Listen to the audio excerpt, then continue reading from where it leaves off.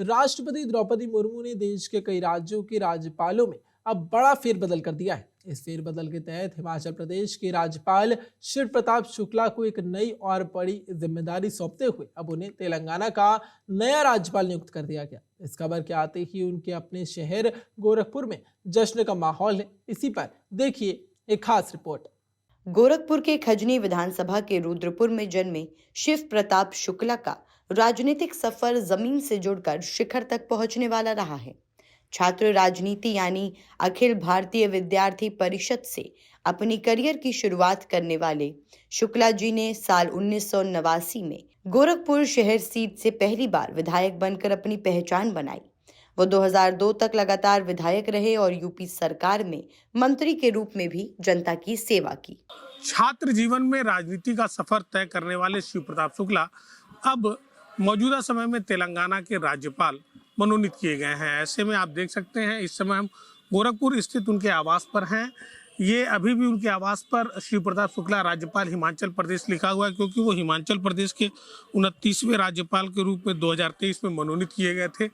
और उनके घर पर अभी जश्न का माहौल है। जो भी उनके परिवार के सदस्य के लोग हैं वो एक दूसरे को मिठाई खिलाकर बधाई दे रहे हैं। पप्पू भैया, अभी बाबूजी को बड़ी जिम्मेदारी फिर मिल गई है, क्या कहना चाहेंगे? वो पार्टी संगठन के व्यक्ति थे और हिमाचल प्रदेश का राज्यपाल नियुक्त होने के बाद उन्होंने पार्टी संगठन के सदस्यता से इस्तीफा देकर पूर्णतः संवैधानिक रूप से जो जिम्मेदारी उनको मिली उस जिम्मेदारी का उन्होंने 3 वर्ष 1 महीना लगभग हिमाचल के महामहिम राज्यपाल के रूप में निर्वहन किया।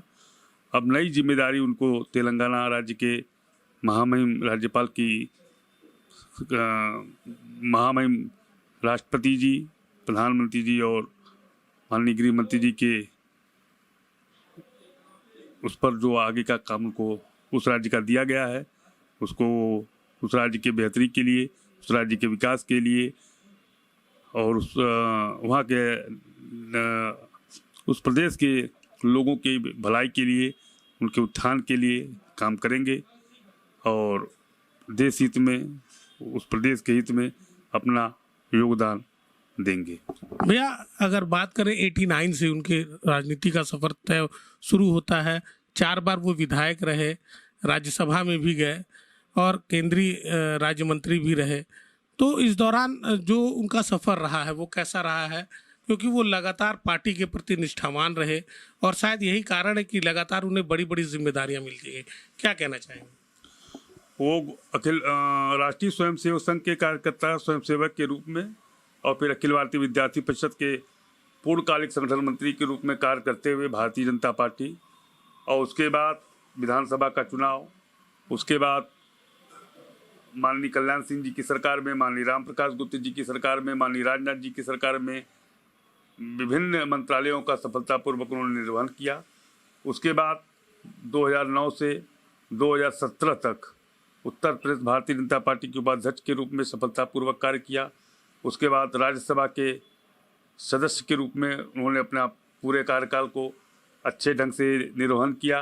भारतीय जनता पार्टी की राज्यसभा में मुख्य सचेतक के रूप में भी उन्होंने महत्वपूर्ण जिम्मेदारी निभाई। उसके बाद माननीय देश के यशस्वी प्रधानमंत्री श्री आदरणीय नरेंद्र मोदी जी के प्रथम कार्यकाल में उन्होंने भारत सरकार के वित्त राज्य मंत्री के रूप में अपने दायित्वों का सफलतापूर्वक निर्वहन किया। उसके बाद संवैधानिक रूप से जो पद उनको महामहिम राज्यपाल का हिमाचल के रूप में मिला, उसका भी उन्होंने अच्छे से निर्वहन किया। और अब नए दायित्व के प्रति जो उनके ऊपर पार्टी महामहिम के नए दायित्व के रूप में जो भारत सरकार के आदरणीय लोगों ने उनके ऊपर जो एक महत्वपूर्ण जिम्मेदारी सौंपी है, उसका भी वो अच्छे से निर्वहन करेंगे। शिव प्रताप शुक्ला की निष्ठा और अनुभव को देखते हुए भाजपा ने उन्हें 2016 में राज्यसभा भेजा। 2017 से 2019 तक उन्होंने केंद्र में वित्त राज्य मंत्री की जिम्मेदारी संभाली। फरवरी 2023 में जब उन्हें हिमाचल का 29वां राज्यपाल बनाया गया तो वहां नशाखोरी के खिलाफ उनकी मुहिम ने उन्हें जनता का चहेता बना दिया।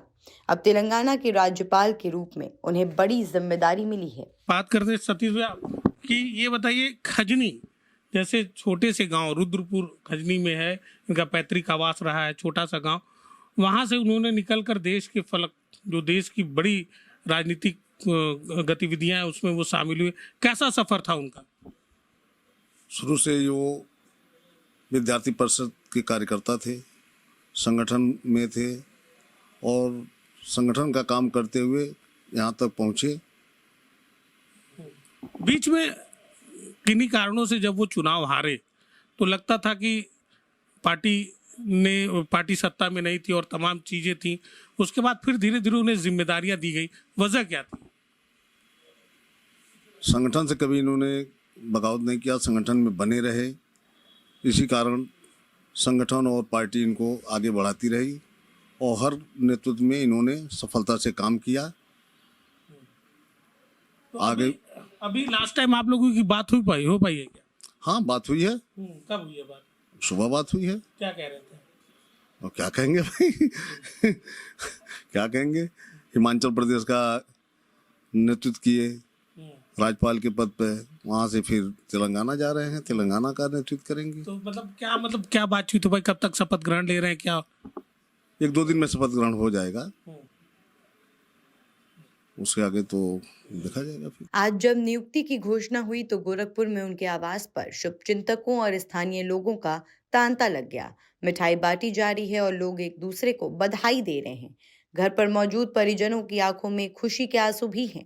इनका कहना है कि शिव प्रताप जी जमीन से जुड़े नेता हैं। उन्होंने गोरखपुर का मान हमेशा बढ़ाया है। एक राज्यपाल से दूसरे राज्य का राज्यपाल बनाया जाना उनकी कर्मठता का प्रमाण है। रात में ही बात हुई जब हम लोग टीवी पे देखे कि दिखाया कि माननीय श्री शिव प्रताप शुक्ल जी को तेलंगाना का राज्यपाल नियुक्त किया गया है। तो फिर मैं फ़ोन मिलाया, चाचा जी का फ़ोन उठा और मैंने उनको बधाई भी दी और आगे के कार्यकाल के लिए शुभकामना भी दिया। भैया कब से उनके साथ हैं आप? मतलब कुछ ऐसी यादें जो लगी कि हाँ वो जुनून, वो जोश अभी भी है? फिलहाल जब से मैं इस पृथ्वी पे आया और होश संभाला तब से मैं उनके साथ हूँ, क्योंकि मैं उनका भतीजा हूँ। तो आपका ये सवाल जो कब से आप उनको जानते हैं, नहीं जानते तो नहीं है, उनके संघर्ष, उनके कार्य, कुछ ऐसे उनकी यादें आपको याद हो जो मतलब लगे कि हाँ सब कुछ जो हजारों की भीड़ में अलग उनको बताती हो। देखिए, उन्होंने उस समय राजनीति शुरू की, जब विद्यार्थी परिषद से उन्होंने राजनीति शुरू की, उसके बाद भारतीय जनता पार्टी की उन्होंने राजनीति किया। उन्होंने इंदिरा गांधी जी के इमरजेंसी में 19 महीना 27 दिन वो मीसा के द्वारा गोरखपुर जिला कारागार में बंद रहे और एक भारतीय जनता पार्टी और विद्यार्थी परिषद के अच्छे कार्यकर्ता के रूप में उनको जाना गया। प्रयागराज और कानपुर जिलों के संगठन मंत्री के रूप में विद्यार्थी परिषद में उन्होंने काम किया। उसके बाद उन्होंने वकालत की डिग्री हासिल की, गोरखपुर में उन्होंने वकालत भी किया। उसके बाद फिर 89 में उनको पहली बार भारतीय जनता पार्टी के अग्रणी प्रत्याशी के रूप में उनको चुनाव लड़ाया गया। पहली बार 89 में, फिर 91 में, फिर 93 में, फिर 96 में भारतीय जनता पार्टी के प्रत्याशी के रूप में उन्होंने चुनाव जीता। कल्याण सिंह, माननीय राजनाथ सिंह, माननीय राम प्रकाश गुप्ता जी, सब लोगों के साथ मायावती के अलायंस गठबंधन के द्वारा भी जब भारतीय जनता पार्टी की सरकार गठबंधन की बनी, उसमें भी वो मंत्री के रूप में कार्य किए। 91 में मंत्री रहे, 93 में मिनिस्टर रहे, 96 में रहे और 2002 तक वो मंत्री के रूप में उत्तर प्रदेश सरकार में कार्य किए। उसके बाद फिर 2016 में उन्हें राज्यसभा। तो भैया 2006 और 2016 के बीच का जो दौर था, लोग कहते हैं कि वनवास काटे और ये तमाम चीज़ें पार्टी ने उन्हें किनारे कर दिया, तो आप लोग इसको किस नज़रिए से देखते हैं? मुझको नहीं लगता कि वनवास शब्द हम नहीं कह सकते, क्योंकि 2009 में वो भारतीय जनता पार्टी के प्रदेश अध्यक्ष श्री सूर्य प्रताप शाही जी के साथ प्रदेश के उपाध्यक्ष के रूप में काम किया उन्होंने। उसके बाद केशव प्रसाद मौर्य जी के साथ उन्होंने काम किया, माननीय लक्ष्मीकांत वाजपेयी जी के साथ उन्होंने प्रदेश उपाध्यक्ष के रूप में काम किया। 2016 तक लगातार वो प्रदेश के उपाध्यक्ष रहे संगठन के रूप में। उसके बाद 16 में उनको राज्यसभा की जिम्मेदारी मिली। उसके बाद राज्यसभा में मुख्य सचेतक की भूमिका उन्होंने निभाई, फिर केंद्रीय वित्त राज्य मंत्री की भूमिका उन्होंने निभाई। फिर 2023 में उनको माननीय महामहिम हिमाचल के रूप में वो हिमाचल प्रदेश के राज्यपाल नियुक्त हुए। ये चलिए, वो तो अभी तेलंगाना के भी नियुक्त हो गए, आगे आप लोग उनको कहाँ तक देखना चाहते हैं? देखिए, जो उनकी निष्ठा और जो परिश्रम उन्होंने अपने राजनीतिक जीवन में किया है, निश्चित तौर पे वो और प्रगति के रूप में जाएंगे और आगे बढ़ेंगे। यही महाकाल और माता रानी से हमारा अनुरोध। भारतीय जनता पार्टी के एक अनुभवी और निष्ठावान चेहरे के रूप में अपनी पहचान बना चुके शिव प्रताप शुक्ला की इस नियुक्ति ने गोरखपुर को फिर से गौरवान्वित किया है।